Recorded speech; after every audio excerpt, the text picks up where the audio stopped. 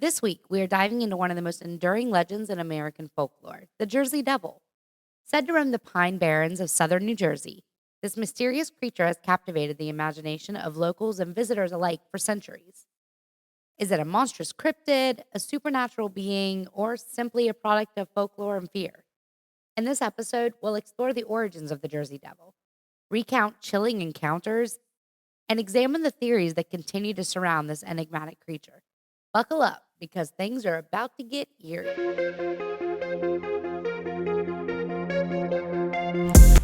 I'm Sammy. And I'm Nicole, and we are Spooky Sleuths.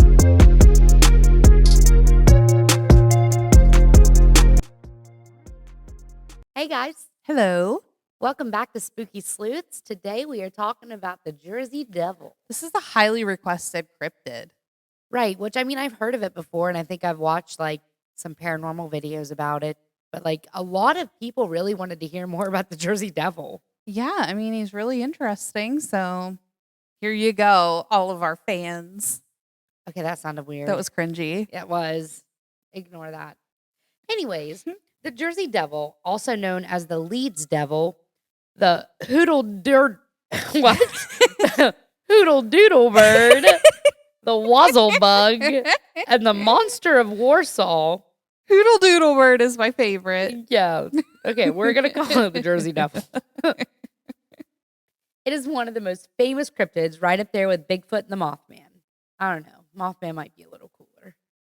You're biased. I am, severely. So what exactly is the Jersey Devil? It is a beast with very strange characteristics, as you would expect from a cryptid. There are several variations on appearance, but most generally is described as having a horse's head, a kangaroo-like body, large bat wings, a forked or pointed tail, long legs, cloven hooves, small arms, clawed hands, and glowing red eyes. That is a creature. That is a creature only a mother would love. Some variations include a dog's head and a man's body, which is just as scary. Yeah. Its height varies by reports as well, with some reports saying it's over 6 feet tall and some saying it's about 3-4 feet tall. Which the 6 feet tall, that's scary. 3-4 feet tall. I don't know. I'm pretty scared of something that's 3 or 4 feet tall. The legend of the Jersey Devil goes back over 250 years in some ways, blending folk belief with South Jersey history. The Jersey Devil that lives in the New Jersey Pinelands. This is a vast forest, over 2 million acres in South Jersey. The legend says that in 1735, a resident of the Pinelands was pregnant. This woman, Mother Leeds, already had been pregnant 12 times before this. Oh. They really needed birth control back then. Right. Mother Leeds was desperate and exhausted. I imagine. From raising 12 kids with no help, and one night she made a plea. She reached out to the heavens and asked that her unborn baby be a devil. Normally, this wouldn't seem sus, but see, Mother Leeds was believed to be a sorceress, making this a curse she was placing on her unborn child. Oh, well, that's not good. And you said that was something only a mother could love. How wrong were you? Super wrong, apparently. But, we put in here that normally this wouldn't seem sus. Yes, it would. Anytime somebody asks your unborn baby be a devil, that is suspicious. That is extra superstitious. If I walk outside and I'm like, please let my baby be a devil, you wouldn't think that was weird? I would think that was really weird, but I'm serious. I would think that was very strange. Okay, but if you had 12 kids already, you would probably... I had 12 kids already. I wouldn't have a husband anymore. I would be a little old maid living by myself. He could keep the kids. Imagine on your daughter's worst days having 12 of those. No, absolutely not. Anyways, back to Mother Leeds. Yes. After a few months, she went into labor, forgetting about her plea to the heavens, nothing took her seriously. This was a stormy night, and all of her children and her husband huddled in a room with her while the midwives were preparing for the baby. At the end of the delivery, she had a healthy 13th child. Or so she thought. Unlucky number 13. Well, that, and she made a deal with the devil. She was reaching up to the heavens. I'm doubting Jesus would give her a devil. Well, this was in like the 17th century, or 1700s. Was Jesus around then? Yeah. No. I mean, like, that's 1700 BC. I mean, AD. Yeah. Yeah. He'd been heard of for a minute. Only minutes after the birth, the baby began changing. The baby became a hideous creature and began growing quickly, sprouting horns, claws, and wings. That'd be kind of cool to see, though. That would not. I mean, maybe if it was somebody else's problem. Yeah, not and my not mine. kid. Hair and feathers grew covering the entire body. The beast killed Mother Leeds and some of the midwives. The remaining midwives had their limbs tore off, so no big deal. Yeah. After killing Mother Leeds and destroying the midwives, the devil turned its attention to the rest of the family, killing most of them. This is what you get. This is why you don't speak out into the great abyss asking for things. I know. Like, a little part of me is worried that deals with the devil are true, which is why I haven't become a millionaire yet, because I would gladly sell my soul. Gladly sell my soul. Probably not for $1 million, but to be a billionaire. Most billionaires have done that. Yeah. But part of me is afraid of, What? Just what in could case. happen. The house was destroyed when the devil burst out of the house and ventured into the Pine Lands, where it lives to this day. Let's go to the Pine Lands. Okay. See if we can find him. Do we just yell up, "Here, Jersey boy, Jersey boy, Jersey boy"? It's probably more like, "Here's the 13th child that only a mother would love, except they clearly didn't love you." While this is the most popular origin story, there's a couple others, naturally. One involves a young girl in the 1770s. She was in love with a British soldier. When the British engaged the Americans in the Battle of Chestnut Neck, the townspeople declared that the girl's love for the British soldier was an act of treason and cursed her. Oh. When she became pregnant with the soldier's baby, it was the devil. Another story is similar, but involves a young girl who came into contact with a gypsy who was begging for food. Mm-hmm. The girl was scared and didn't give the woman any food, so the gypsy cursed her. That's why you don't mess with gypsies either. No. And we mean like the old days gypsies, like not in the derogatory term that it is now. When the girl gave birth to her first male child, it was the devil. This variation occurred in 1850, so a while after the first two legends. Yeah. And these terms of gypsy is more like the traveling merchants and stuff that Right. were really big at that time. Yeah. So we have this devil person living in the woods. One might think that if they stay away from the deep parts of the woods, they'll be fine, right? Yeah. Well, this legend is thought to be the causes of many different things. Crops failing, cows not producing milk, droughts, you name it, he did it. The devil is accused of blowing the tops off trees, boiling the stream water, and for the loss of livestock. If he was boiling the stream water, he was just doing it to disinfect it so it's safe for them to drink. That is just incredibly rude to twist that in a negative light. Or he wanted to make it to where they couldn't drink it. If you boil it, it's going to be too hot to drink. oh, well, it'll cool down. It's in a stream. His presence is also thought to be a precursor for disaster and war. Kind of like Mothman. Yeah. Let's talk about some of the sightings of this Jersey Devil. One of the most famous waves of Jersey Devil sightings occurred in January 1909. During this time, hundreds of people across southern New Jersey reported strange encounters with the creature.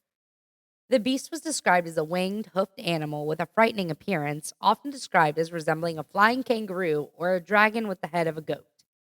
Okay, whenever they call it a flying kangaroo, I just giggle. Like, that's not intimidating at all. I really feel like there's so many variations on what he looks like. It makes me wonder why. Right. One notable report, however, came from a woman in Haddonfield, New Jersey, which I think is where Jay's from. Oh, is it? I think so. Amy, you'll have to confirm that for me, but I'm pretty sure. Maybe this woman was Jay's mother. Maybe Jay was the Jersey Devil. Can we say that about a dead person? I don't know. Maybe not. Anyways, this woman claimed to see the Jersey Devil flying over her house. She described it as a large creature with bat-like wings and a terrifying screech. So it seems like the consensus is it could fly. Yeah. Like it had wings for sure. Mm-hmm. And mismatched animal parts of some kind. Yeah. Another account involved a train conductor and his passengers who saw the creature flying alongside their train. The creature was reportedly large with glowing red eyes. They always have glowing red eyes. I think people are just scared. And was seen flying over the Pine Barrens in the dead of night. These sightings, along with others, led to widespread panic in the region, with people claiming the creature was terrorizing livestock, making eerie sounds, and even attacking people. I almost wonder if these quote-unquote cryptid sightings are actually just flesh pedestrians. I've always That's a thought good theory. Yes, not saying, there's no cryptids, blah, blah, blah, but just that they're actually flesh pedestrians and that's the form that they chose. Yeah, that's an interesting theory. Yeah. Except Mothman, because he's special and he's ours. Yes. The next reported sightings were in the 1920s. A farmer from the Pine Barrens area came forward with a story about an encounter with the Jersey Devil. He claimed that while out in his field late one night, he heard strange noises and saw something moving in the woods. When he went to investigate, you shouldn't go investigate. If something is moving in the woods, let it be. I'd like to front and say, yeah, you go investigate, but we'd be out of there. Yeah, no. We were raised We in don't even Appalachia. look in the woods. Yeah. Anyway, when he went to investigate, he described encountering a strange creature with the body of a horse, the wings of a bat, and the head of a goat. This creature reportedly made a screeching sound that sent the farmer running in terror back to his farmhouse. He later discovered that several of his livestock had been mysteriously killed, which brings me back to the potential flesh pedestrians. Yeah. Maybe he took that form to scare off all the humans, and then he turned into a chicken to get in with the chickens and destroy them from the inside. Or he formed a cow, since you used to think that flesh pedestrians changed into cows for cow mutilation. But it's more like they change into the animal that they're attacking. Oh, okay. Like you are what you eat type thing?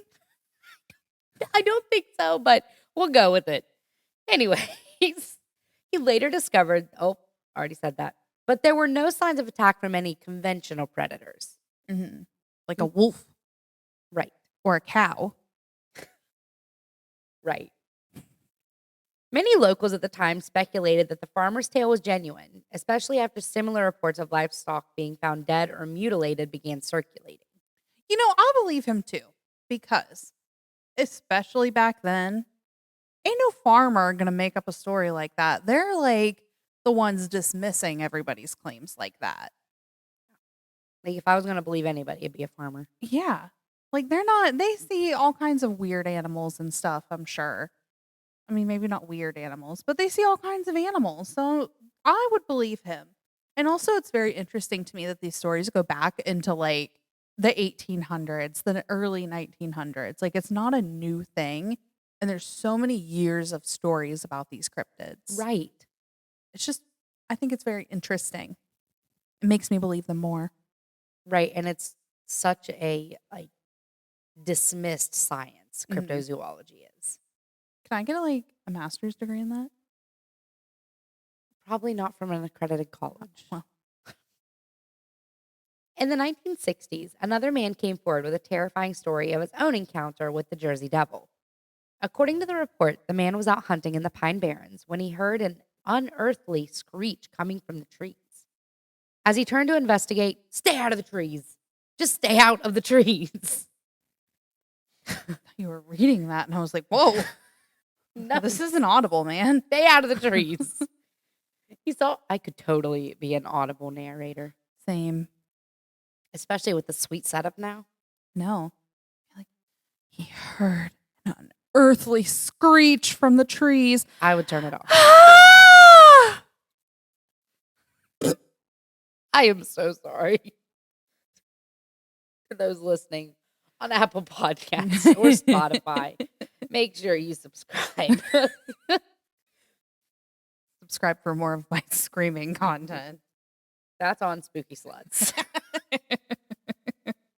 Anyway. As he turned to investigate, he saw a creature with a body that seemed to be the mix of a horse and a bat. This creature had enormous wings, and its glowing eyes stared directly at him. The man described the feeling of sheer terror as the creature flew off into the night sky, vanishing into the woods. The man was said to be so shaken by the encounter that he stopped hunting in the area and told everyone he knew about the event, swearing that he saw the legendary Jersey Devil. In the 1990s, a couple driving through the Pine Barrens late at night reported a frightening sighting of the Jersey Devil. As they drove down a rural road, they saw a large shadow in the sky above them, which seemed to follow them for a short distance. The couple described the creature as having bat-like wings, a long, slender body, and an almost human-like face. The creature swooped down near their car, flapping its wings loudly before disappearing into the woods. The couple, visibly shaken, said they could not explain what they had seen, but were certain that it was not a bird, a bat, or any other known animal. In the early 2000s, a group of teenagers who were camping in the Pine Barrens had a chilling experience that they later attributed to the Jersey Devil. They were sitting around a campfire when they heard a loud screeching noise coming from the woods. Okay, that could, if that's all it is. Yeah. Initially, they assumed it was some kind of animal. Probably was. But the sound grew louder and more intense, with the ground seeming to vibrate. What animal is vibrating the ground? The Jersey Devil, apparently. I spoke too soon. One of the teens bravely ventured toward the source of the sound, you idiot. Bravely or stupidly? Only to witness something massive with wings soaring above the trees. The creature was too fast to identify clearly, but its shadow was unmistakable. The teens ran back to the campsite, terrified, and they packed up their things immediately. None of them ever returned to that part. You know a theory that I have? Sure. And it's not the correct theory because, so Wendigos are a part of Native American culture, but they're kind of described the same way. But maybe back then, the lore of Wendigos became Americanized. And they just didn't know what to call it at that point? Yeah. So I'm wondering if there's some ties there. I don't know. Probably not. We'll have to do an episode on Wendigos. Wendigos. Fuck off. I hate that. These stories contribute to the enduring mystery and terror surrounding the Jersey Devil. Whether a product of folklore, mass hysteria, or something truly supernatural, the creature remains one of America's most enduring cryptids. Each encounter, no matter how seemingly trivial, adds a layer to the legend, keeping the Jersey Devil firmly entrenched in the cultural imagination of the region. Have you seen the Jersey Devil? Do you think he's out there just waiting? Yes, I do. At this point, I'm not convinced it's not something Native American based. I don't think you're wrong. Between the flesh pedestrians, the Wendigo, that's still, I guess, cryptid-esque because not everyone believes in those things. Because if you look at a picture of a Wendigo here, and then over here, we have a picture of the Jersey Devil, they look very similar. Am I inserting those pictures in post? Yeah. Okay. This editor. But definitely let us know what you guys think down below. Do you believe in the Jersey Devil? I want to go to the Pine Barrens and find out.